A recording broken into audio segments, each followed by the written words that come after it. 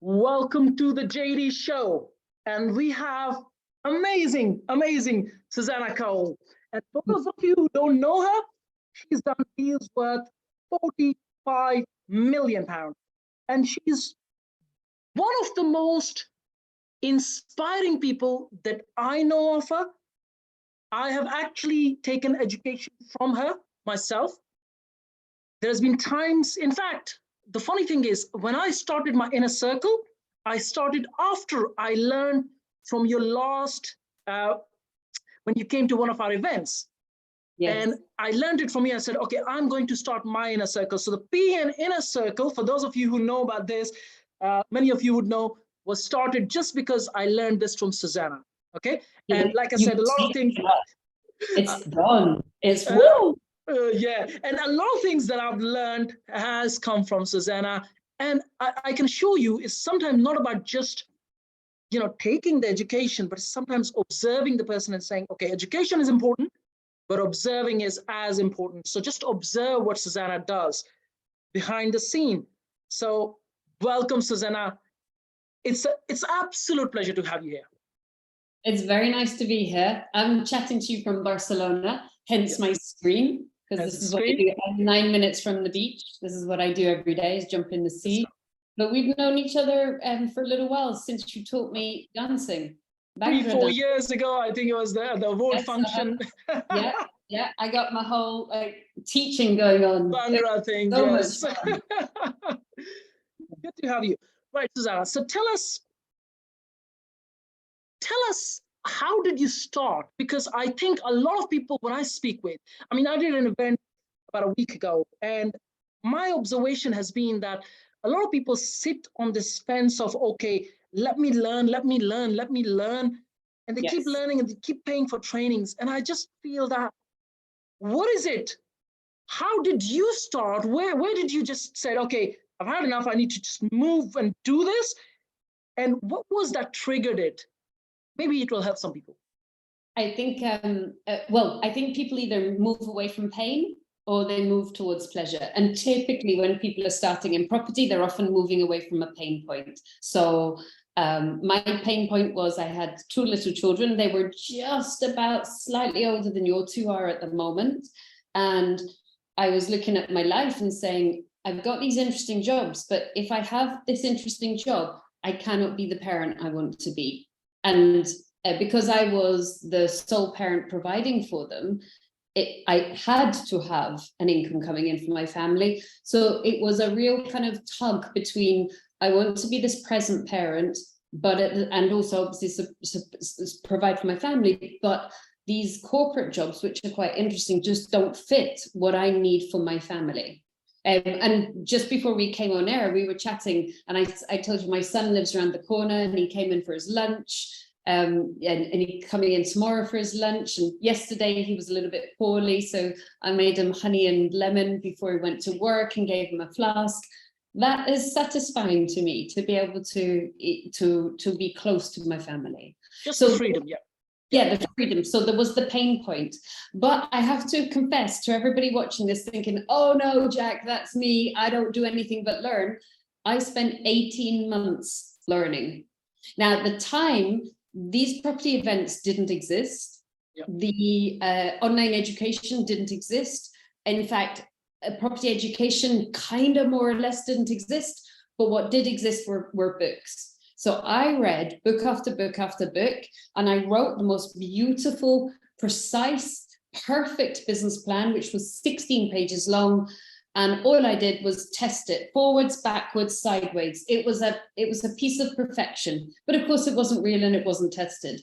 But I think the good news for people that are taking a little while to learn first before they step in is you're kind of doing all the theory. So whilst you're not yet gaining experience, you're gaining quite a lot of knowledge for when something is going to happen. So for me, what was really useful was I gained all this theory. And in fact, I just got so fed up with myself. 18 months, I was like, come on, Suze, let's do it. But what it meant was, because I'd really read, because of course property can be risky if you don't know what you're doing, it meant that when things happened, I had a much greater chance of being able to navigate it because I had that foundation. So I'm kind of with those people that learn and learn and learn and learn, and then finally take action, because I was one of them. Yeah. Interesting. I always share with people that the journey of learning anything, imagine from A to Z. Yes. And if you've learned A, don't wait for B. Go and implement the A, and then once you've implemented, come back and learn the B. Now, you might make mistakes on the journey and whatever not, and that's whole part of the journey. But I always tell people, don't wait. Do it simultaneously. Because then you're testing things and, so on and so forth. Just, I don't know. I just feel that's the better way. That is the entrepreneur in you. And I think there are two kinds of people who are entrepreneurs. There's the person who makes the parachute on the way down, which is so clearly you. And my goodness, you're going to go for it, which is why your pen has gone so brilliantly. And then there's the person who needs to know most things and then takes the leap. I mean, to be fair, once I started, I was doing like 50 deals a year every year. But until I felt kind of comfortable that I kind of knew the basics, I just read more books. A lot of them. I know what you mean. I think it's what they call the risk appetite. And I can understand. It can be very, it can hinder if you are risk averse, which is understandable. But I also feel that a lot of people overestimate what they can achieve in a year and massively underestimate what they can achieve in 10. I always look at it and say, look, you've only been doing it for 6 months. Give it 3 and give it all you've got. And the likely is you will succeed. It's not rocket science to look at a deal and say, there is some money to be made. It's not. Right. It's a lot of it is just common sense. Some may be technical, but that technical education is available with yourself, So you can easily get and move on, consume it, understand it, go. And I have to say the biggest regret I have is not starting earlier. So even though my character is I like to know something quite well before I start, I wish I'd started earlier. Of course I do. Every property I own has doubled in value. Most have tripled in value. And I've been in property buying commercially since 2008. So that's not even that long ago. So of course I wish I'd started earlier. I thoroughly agree. But I think there's the kind of pain point that makes you start that says, I can't have this life. I can't be working in a day job with somebody else controlling the heating until I'm 67 and not seeing my children and not being there for them, so no, and now not traveling the world and not living where I want to live. Here's a question for you. Have you done UPW? No. Tony Robbins. No, I have not. No, okay. I have not. So in UPW, what Tony Robbins does is, it's obviously all NLP, right? Neuro-linguistic programming.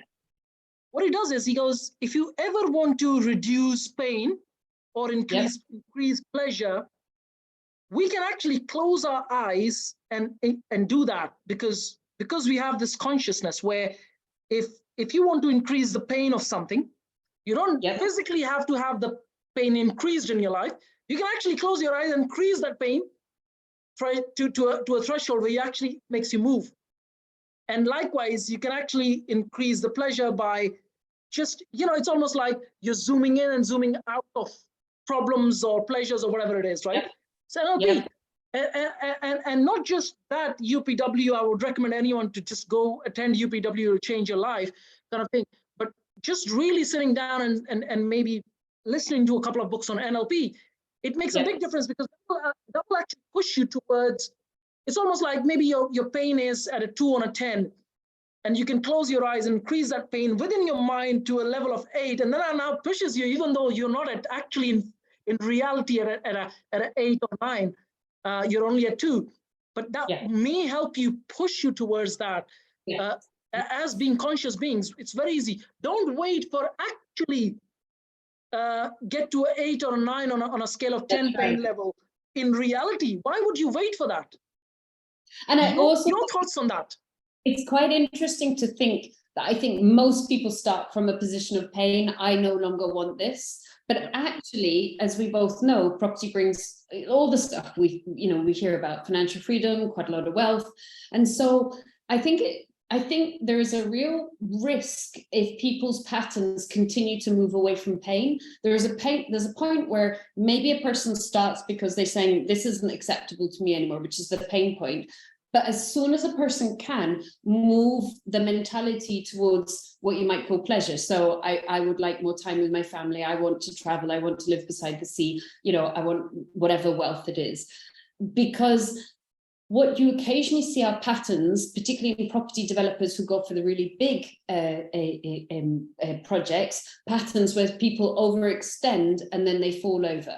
So I personally think if somebody's envisioning the pleasure points of life, they're not going to let themselves get into risky situations that would ever allow them to get made bankrupt, because it just would no longer be part of their vision. This isn't the vision for me. So I think it's really important not to continue that practice that kicked you off, but to allow your mindset to grow with your current position and to take notice of where you're at in life. And that's difficult. There's always a lag. You're like, come on, we're here now, but your mind is still like 2, 3, 5 years behind. Yeah, that's very interesting. Thank you for that.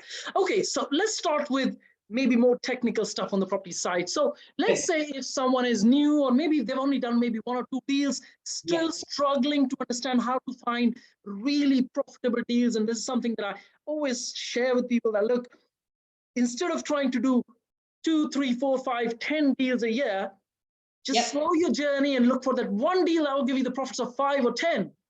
Agreed. And that's what I have been personally doing. I don't know if it's the right thing to do, but I've been testing it, right?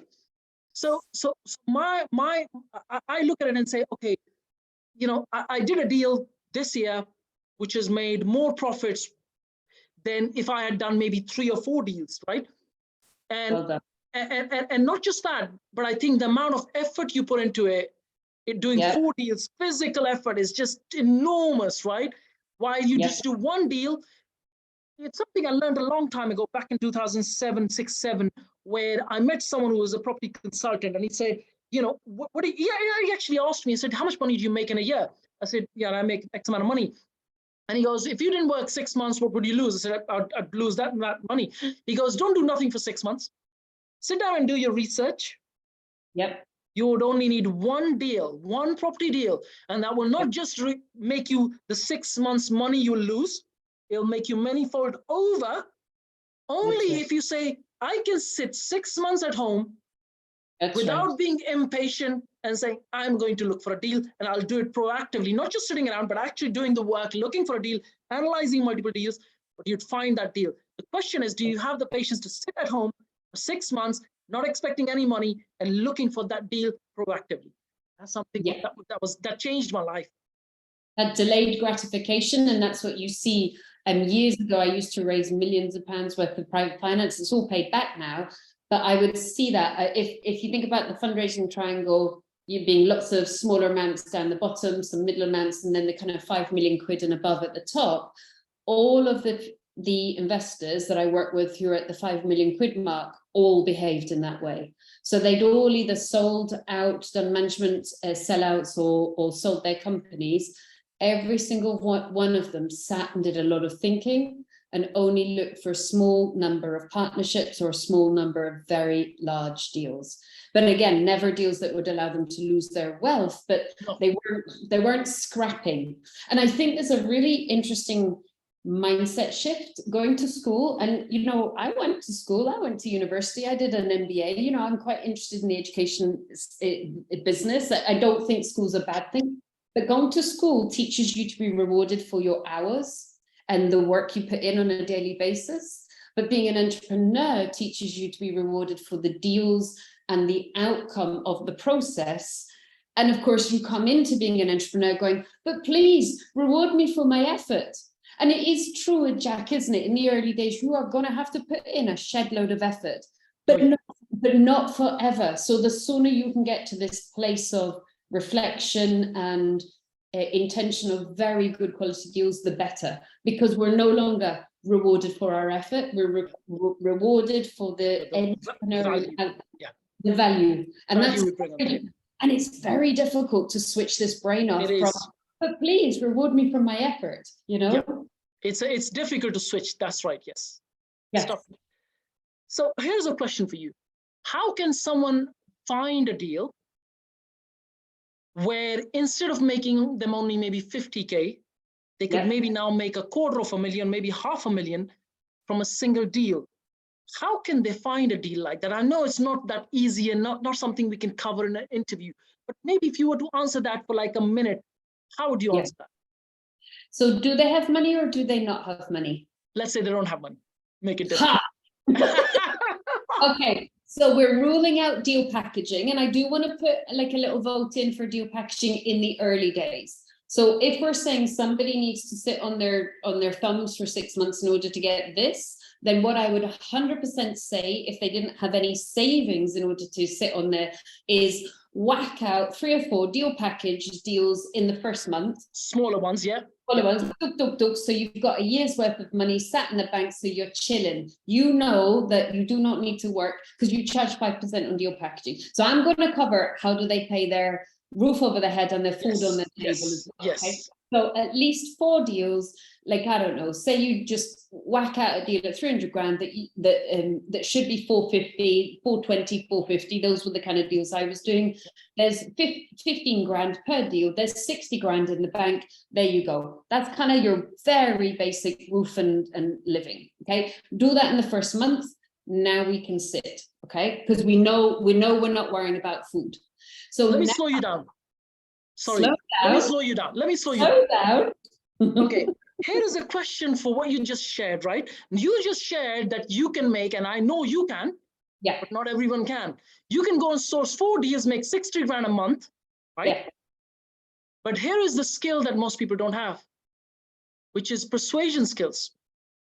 Oh, that's easy. How do you deal with that? Because if someone is coming from a corporate background, they don't necessarily have had loads of persuasion skills, training or whatever. They didn't have much leadership skills, training or whatever. They've not practiced enough in their life. How do they do 4 deals like that?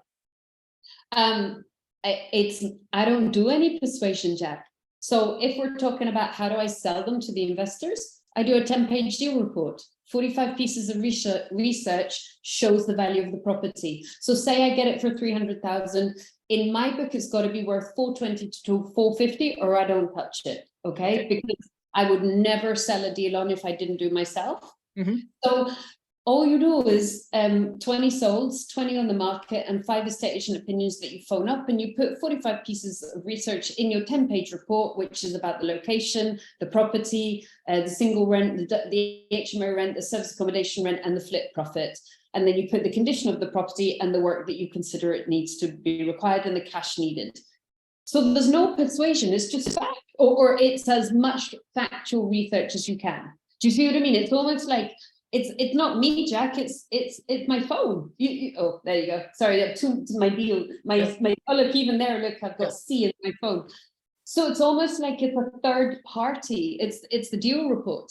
And then how do you find those deals from estate agents or auctions? It's 1 in 100. So 100 phone calls, 25 views, 21 offers. Again, there's kind of no persuasion. 1 to 2% of deals are sold discounted, and it's your job to go find them. That's it, as simple as that. I mean, okay, there's a lot more technical detail to it, but I'm not persuading anybody. So I don't know, say we find somebody called Martin, and Martin needs to sell his house at 450 to 420. I can't then buy a discounted deal from Martin because he needs to sell it in order to buy a bigger house for his family. Whereas if Martin has moved abroad, doesn't like the property being empty, is in Dubai, is being paid tax-free, and quite frankly, wants shot of it because it's already been, squatted once, Martin's like, could you please buy this house next week at 300? Okay. Yeah.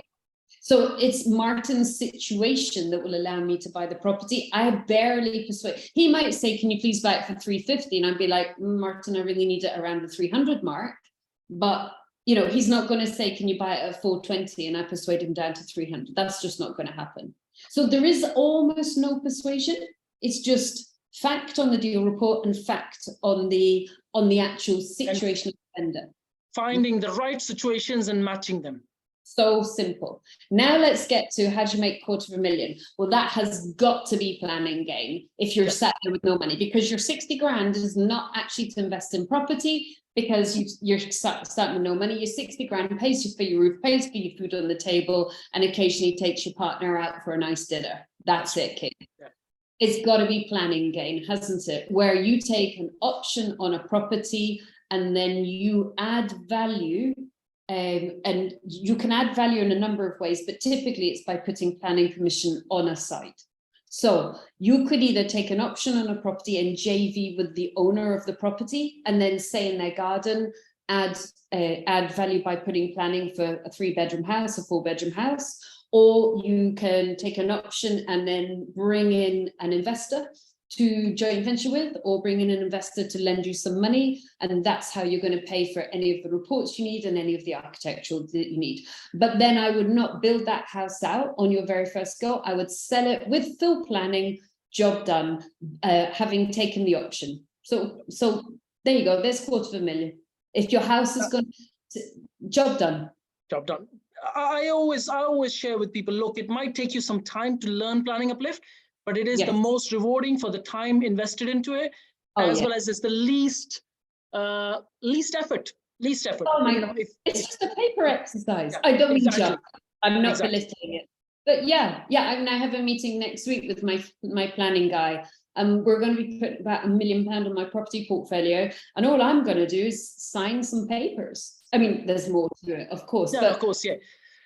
You have the experience and the technical knowledge. Of course, you have to learn to be able to spot the right opportunity, being able to analyze it, and then obviously negotiate the deal and so on. But that's something you got to learn. Yeah. Yes. So everything is feasible for the person, and you could definitely do that in your first year. The one thing I would definitely say is I would not take on board the renovation or a new build in your first year, because cash flow, like, take it on when your pockets are deep and you can fund a builder going bust on you, or a builder running off, and all of those joyful projects that we've all had. But don't take it on when your cash flow is too tight. No, that's true. That's true. It would hurt though, to selling that planning project to someone else, especially when it's your first little project baby, will hurt your heart. Do it. And probably you sell it in auction, because that's where smaller developers will be buying their projects. So you either sell it with a land agent or a director of land in an estate agency, or you sell it through auction. Awesome. Here's another question for you. How do you create it's almost like when you are, I just feel that the time that we are in at the moment, with builders being very, very difficult, other tradesmen being a lot more difficult and a lot more expensive and so on, how do you keep sane? How do you balance your work and life? Well, I was going to stop you there and go, I'm sorry, Jack, does that appear to be pub talk? Now, there is some basis to what you're saying. I'm not downplaying it at all. But there are always solutions, always. So like builders being difficult, you ensure that your recruitment is on point. So my friend Arthur right now, what's he doing? He's importing builders from Poland. Is that not sensible? If we have a shortage of quality builders in the UK, and therefore their prices have gone up in the UK, how about if your site is big enough and you can do it properly with health and safety, you bring in high quality builders from a different country? Yeah. It's a way around the problem, isn't it? It's a logical way around the problem, especially if, like my friend Arthur, you speak Polish, because he's half Polish. Yeah. So your recruitment policy doesn't need to say, oh, can I look up the yellow pages and find a builder? Your recruitment policy and your standards say, I need an A-lister, and therefore I refuse to work with anyone other than an A-lister in any part of my business. Yeah. But yeah, how do I keep work-life balance? Well, at the moment, as you know, I've just recovered from, I had cancer, but I'm perfectly fine now. And so I'm very gentle at the moment, and I'm just being very mindful of keeping that balance between the parasympathetic and the sympathetic state. Parasympathetic being the rest and digest, and then sympathetic state. So how I used to do it when we were doing 50 deals a year was I would bookend in parts of my life that were really important in my diary. So I would bookend in massages. I would bookend in events and holidays and travel. And I got to the point I was traveling or seeing family 183 or 182 days a year. That was my life balance that was acceptable to me. And then I was working the other 182, 183 days a year. Yes. That's amazing. So for those who just, if you slow down and just heard what Susannah said, is scheduling everything that you want in your life. So, because I mean, for me, Google Calendar is a life changer. Oh, Everything yes. I do, everything I want to do, it goes in the calendar. And because it's in the calendar now, it actually Yep. gets done. And if it's Correct. not in the calendar, it just doesn't get done. So I tend to Correct. literally put everything. If I want to book tickets, I'll put it in, I'm going to book tickets at this hour. And in Yeah. that hour, it really just gets done. So Well, learn to create this life balance, not just in your mind, but in your calendar.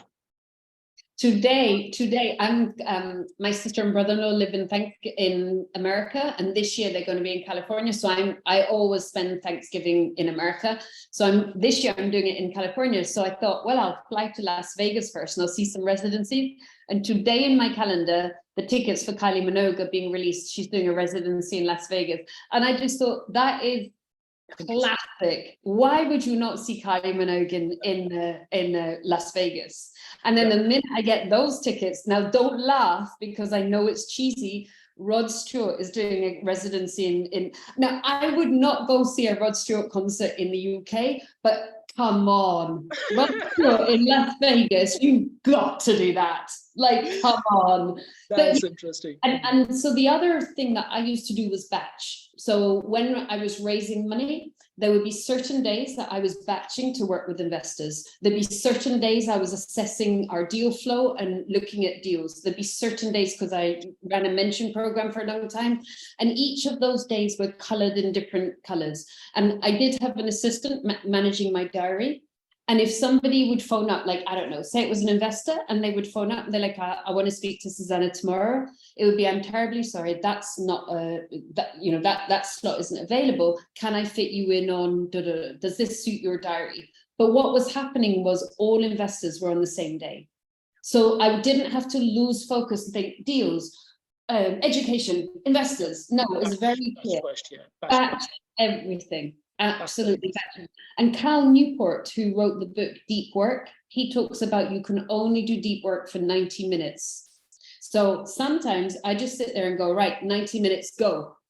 And I put a timer on 90 minutes, then shake it off. Like if I'm in Barcelona, obviously I'll go to the sea and then come back another 90 minutes. So again, you're batching your focused work as well. That's interesting. I tend to, it's almost like my instinct. I do very, very focused work. Sometimes it can only be 15 minutes, while other times it can be up to 4 hours of really focused work. Yes. And then if I did focused work for 4 hours, that probably means the rest of the day, I'm going to do work that doesn't require my focus, because I just wouldn't have the mental capacity to do focused work. So you're right. Batching really makes sense. Yes, yeah, it's the way. And then the other way of how did my brain not explode was systematization. Yeah. Every single thing we did on deal sourcing, deal packaging, raising finance, joint ventures and systems. It was massive tick box, because once you've done, like we did over 200 deals, once you've done enough deals, you can see the pattern. Yeah. So there isn't anything new under the sun. So you just, I mean, to give you an example, I missed a bit in my systems because one time, now we were buying or selling, and one time my lawyer hadn't sent out the contract, and I had assume makes a out of you and me. I had assumed that process wouldn't need to be checked. And after 6 weeks, I won't name him because, it was just a glitch.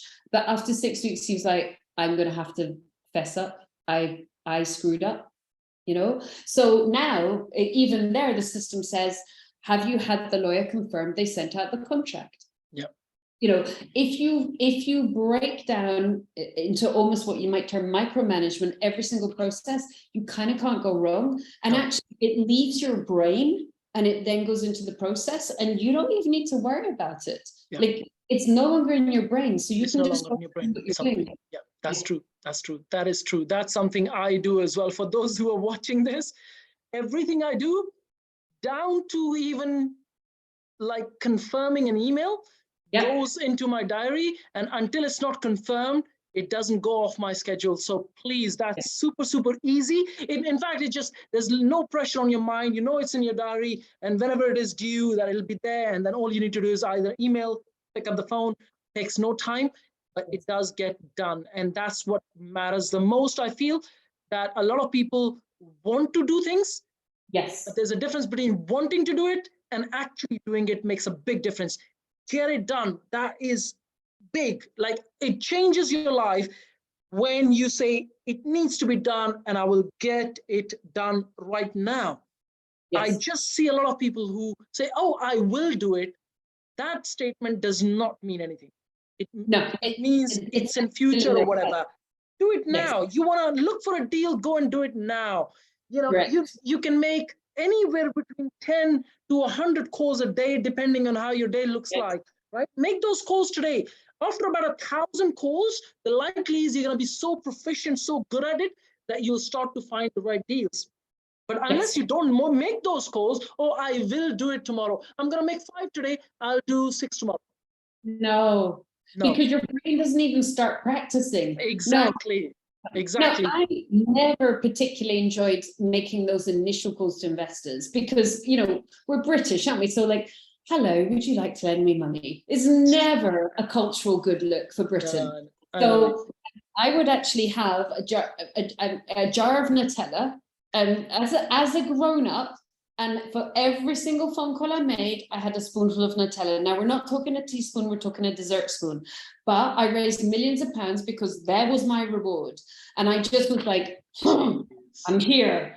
And it was this. And the other thing in making phone calls, whether you're making phone calls to investors or people that maybe buy your deals or people going to lend you money or even estate agents, separate out the work.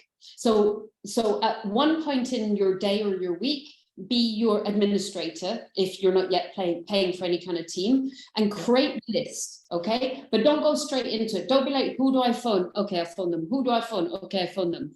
So you have a moment where you're batching being the administrator, and then darn it, aren't you presented with 100 people you can phone? Darn! And now you have no excuse. And then you have a different batched moment in your diary where you're making the phone calls, and you don't stop. You do eat chocolate until you're finished. Don't eat too much chocolate. No, no. So what you just shared makes a lot more sense, because when you're doing it in one single go or in a few days, but really focused work, you can actually reflect and introspect whatever is being said and keep improving you know, your communication as well. And it allows you to balance as well between who would be the most appropriate person that you would potentially take on as an investor. It actually gives you more control, but if you're doing it in segments or after a few days, you don't necessarily have that. You may not remember every dot that you may need to connect, and that makes a big difference. Practice makes perfect, but also you lose very quickly the imposter syndrome. You know, the first phone call, I mean, I remember doing it, the first phone call you make saying, hi, so I'm working in property, I'm doing deals typical like this one. It might be something of interest to you or somebody else you know. So if investing in something like this is of interest to you, perhaps we could book a call specifically to talk about that, right? If you say that 100 times, you now believe it. If you say it 3 times, you still think you're a total wally and you're still an imposter in your own reality. So it gets over that and you're like, Good stuff. Okay, anything you would like to share with people that might benefit them with your experience? Oh, well, actually, let me refer back to something you said at the beginning. Then what I have found, because I've taught thousands of people now, which has been a joy. What I have found, both observing myself, but also all of my students. So, you know, it's again, I'm looking at patterns. This isn't an opinion, it's patterns. What I've found is that a 1-year plan annoyingly will often take about 18 months. Okay, so that's when people give up because they're like, this is taking longer than I hoped for. But a 5-year plan almost always takes about 3.5 years. And part of that is people have learned the skills, they found it easier, it's a rinse and repeat. So I think the first is don't give up and absolutely get into it. The second is it's quite simple property. You know, people try and make it big secrets that you need to learn. It's quite a simple professional process. And the third is you always make your money on the way in. I don't want you just saying to me, oh, Suze, I bought the house at market value because I'm going to add an extension. Yeah, that's a gamble, in my opinion. You know, make the money, secure the profit the second you sign on the exchange and completion, because then you can add that extra stuff if you want, but you've already made your 50 to 100 to 150 grand. That's right, yes. The fourth is start with one strategy and get really, really good at it. And then you can add a second strategy, but don't be like, well, I don't particularly agree with rent to rent. It's not my cup of tea for lots of reasons. But don't be like rent to rent, service accommodation, deal packaging, flipping, joint venturing. No, focus on one. Focus on one. Yes. Because it allows you to not just have focused work intensity in the business, but it allows you to create systems as well. And that's the only way to do it. That makes such a difference in the long run, because you're kind of gliding then, to be quite, yes. Mm-hmm. And fifth, going back to what I talked about earlier, don't keep your motivating factor as the original pain point if you start this because you're frustrated with your day job. Get past that and be like, ooh, now, I don't know what it could be, like time with your family, you know, travel, a yacht, a fancy car, whatever it is, make it glorious, whatever the thing is for you. That's true. That's true. Susannah, it's absolute pleasure again to have you here. For those of you who still do not follow Susannah, she is on almost every platform as either the Good Property Company or Susannah Cole. Literally, you need to go and follow, just observe. I would recommend heavily to take on some of her education. They are absolutely amazing. They are very chronological, very, very detailed, written, that you can sit and read. So I would recommend go and take some of that education. It will massively help you. Remember, education is connecting dots. So you might take some education from Susannah, some from someone else, and eventually it all gets compounded and it helps you. So do go check it out. Do follow Susannah. You'll find the link to the Good Property Company below this video, somewhere around this video. And thank you for watching and have an absolutely amazing day.